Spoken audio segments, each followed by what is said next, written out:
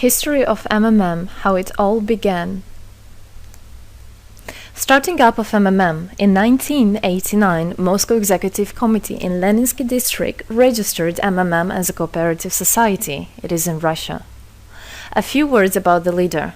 The MMM Cooperative Society was founded by Sergei Mavrodi and was one of the leading computer equipment distributors in Russia.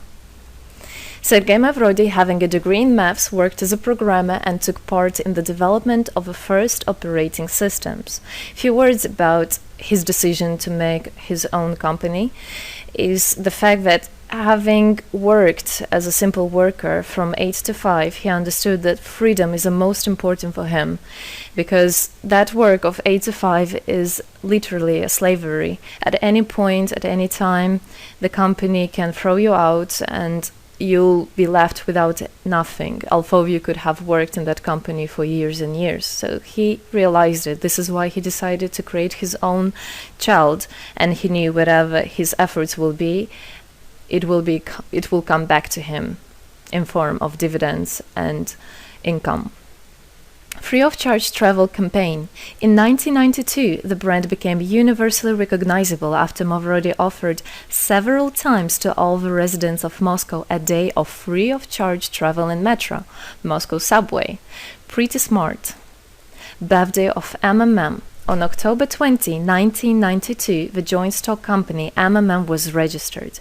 In fact, it is a birthday of MMM in the traditional form in which people got used to consider it. The shares of MMM on sale. February 1st, 1994, the shares of MMM went on sale, and people immediately began to buy them. Moreover, the company willingly bought them back on a new, higher rate, which grew very fast at about 100% per month. The company's principle today is always more expensive than yesterday worked perfectly. Few words about that. Why did he do that? As you might know, in 1991, the Soviet Union fell. So if until at the time of the Soviet Union, everything that there was in the country, like properties, different companies, or whatever that was bringing some goods, was national. So any person of the country was entitled to have a share of that production, of that company. Everybody was equal. But when the Soviet Union fell, what it meant is that all the companies, all the properties had to be privatized. So you can imagine there is a company, a huge company. People worked there for years and years. And at one moment, there comes a person and says, all that is mine. Yes, this was the case. And obviously that information, that laws about the fact that it was possible to privatize was kept only for a small group of people for obvious reasons. So a simple worker who worked in that company for years and years or all his life didn't know he can actually come and say by law that that is his. So what genius idea Sergei Mavrodi had is to sell these shares to gather the money of the people, and with this money to buy those companies. So basically, if a person has an MMM share, he would have had an exact share from the company that Sergei Mavrodi bought. For example, a company from oil and gas or something else. Obviously, he knew perfectly which companies are worth it and which companies were not. There was quite a battle there. So as you can see, his idea was great, but let's see what happens. Government is trying to hinder MMM's activities. Surprise, surprise! Planned by the Russian government, MMM 94 was intentionally collapsed. It began when tax inspectors accompanied by OMON officers passed through the crowd of depositors and went inside the central office of the company to give a notice about the planned tax inspection. Right. So obviously, the small group of people that I was talking about is the government people, is the people that have connections and so on. And they wanted, obviously, all that money, all those properties to be kept in their hands. This is how the nowadays oligarchs were made. At that moment, they had nothing. In one day, they got loads of money. And now you can know them as very rich people who made their money on the back of a nation. So obviously they did something just to provoke some panic going through the crowd. Obviously, for any financial institution, a panic is really bad. As I remind you, at that time, MMM was selling shares, was a share stock company, let's say.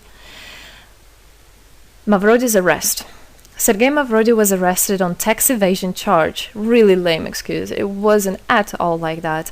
What happened, even the person that was in charge with giving the arrest, he told him that there was no other option for them. They had to do something, even though it was illegal what they were doing, but they had to do it as they were afraid of him. Because, as he said, another 2-3 months and in whole Russia there would be no government, no banks, nobody, only Sergei Mavrody, that who holds the money nowadays. This is in charge.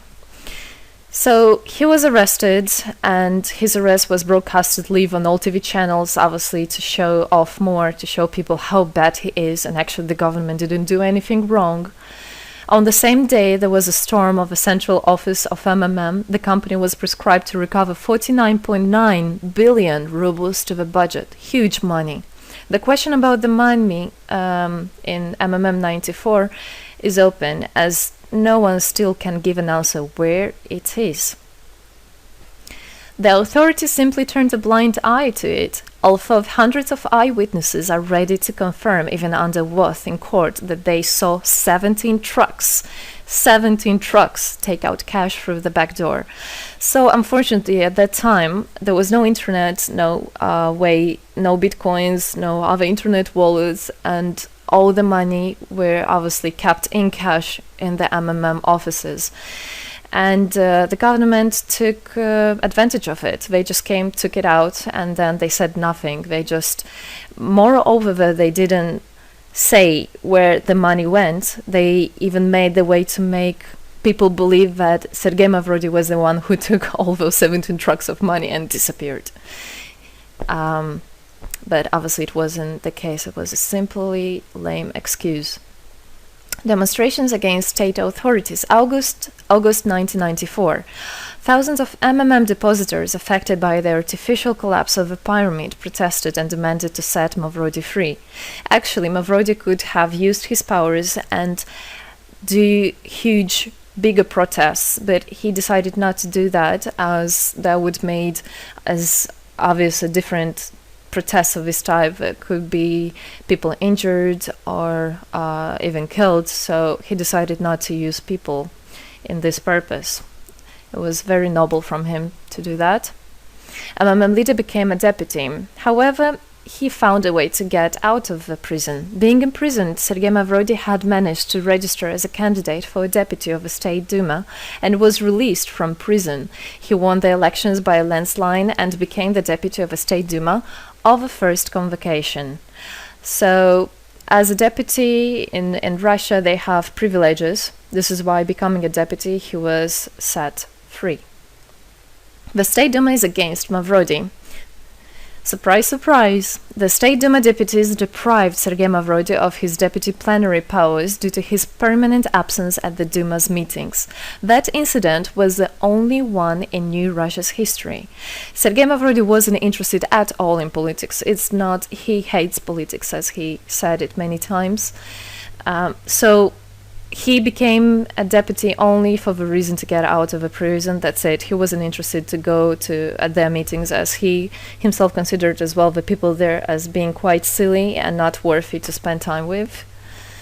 But this was another lame excuse for them to deprive him by saying that he is absent. A candidate for presidency. The Central Election Commission registered the authorized representatives of the initiative group that had nominated Mavrody as a candidate for the president of Russia, but subsequently rejected a significant part of the signatures in the support of a candidate, and his registration was renounced. So, for obvious reasons, they did that again. They weren't interested into having a fair president, a fair leader on top of their head. Revival of MMM, January 2011. Sergei Mavrody renounced launching a new launching a new project of MMM 2011. Together we change the world. Previously, there were simply no analogues of similar systems in the world. The film about MMM, the launch of the project fell in the same time interval with the release of Russian film about MMM Pyramid, the plot of which is based on the eponymous book in which the history of MMM is disclosed by Sergei Mavrodi. So he wrote a book, and there is a movie which I highly recommend you to watch. You can find it online on YouTube. MMM is building a new, fair financial order. June 2012, the activity of MMM made a lot of banks collapse and a huge outflow of funds from deposit accounts happened. The system numbered more than 35 million members at the time. For obvious reasons, the fight against the system started. It suffered the same fate as MMM 94, eventually collapsed. So what happened? A lot of banks, as I already said, had a huge outflow, and another minus of the system of that time was that it wasn't really quite a community, because the money was still kept by the managers in MMM. So it wasn't the same idea as it is now, comparing it now, where people exchange money between themselves. You don't need to put it in a central account. At that time, there were central accounts, and it was again used by the banks. They simply blocked those accounts that they identified as being of MMM and took all the money away, and that's it. There were no other discussion about that. Again, huge loss of money. People lost a lot of money. Sergei Mavrodi didn't get all of them. It was again the banks that took the advantage of it. MMM 2012 is just the beginning. I'll be back. Sergei Mavrodi announced the launch of a completely new MMM, World Mutual Aid Fund, MMM community. It speeded up since the first day, showing crazy dynamics on new members' registration. It has been decided to send 10% of the whole turnover on payments to the affected members of MMM 2011. So again, another genius idea. In order not to make central accounts, in order not to gather the money somewhere, now the money are spread directly between participant itself. You can just check in your account online whom you should transfer the money to. So MMM now is connecting all the people between themselves and exchange, so that they can exchange the money and get benefits of it. It's amazing and it's crazy, but it is true. MMM is growing. Some short facts. 2012, MMM started its development in India. It had great, huge developments. 2012-2013, following India, MMM Bangladesh was launched as well. 2013, MMM Indonesia was launched. 2014, MMM Hong Kong. And it's not the end. MMM Global, 2014. MMM Global started up in the spring 2014. It is a voluntary network, a community of millions and millions of people from more than 100 countries worldwide. So there is already MMM settled in Argentina, Brazil, Philippines, Hong Kong, and other. And all the rest of people in the world from all the countries of the world are able to participate as well. So they rebelled against the financial slavery and combined their money for this purpose. So how it is possible? MMM, the Republic of Bitcoin. Bitcoin is another genius idea to set the world free. For MMM Global participants' convenience, there were some trendy ideas on funds transfers implemented. From now on, all the countries where you can buy and sell Bitcoins can be registered in a branch of Free People of the Republic of Bitcoin. Thus, there is no barriers to develop MMM in small countries due to their restrictions on the international bank transfers. Banks. This is not something that we would want to use, as the banks can anytime put restriction on an account or even block an account and take all the money. Yes, the banks can do that. Read better your contract. So, Bitcoins is really genius idea to do that. Join MMM Global, join our community, set the world free. Don't hesitate, don't even think of going back, just go always forward. We are writing the history right here and right now. We are not going to be any more slaves working from 8 to 5, having pennies for that.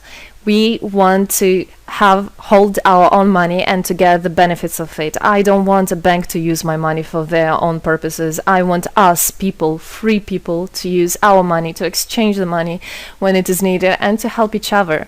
This is really a great idea. And join us, write the history here today with us, and together we will indeed change the world.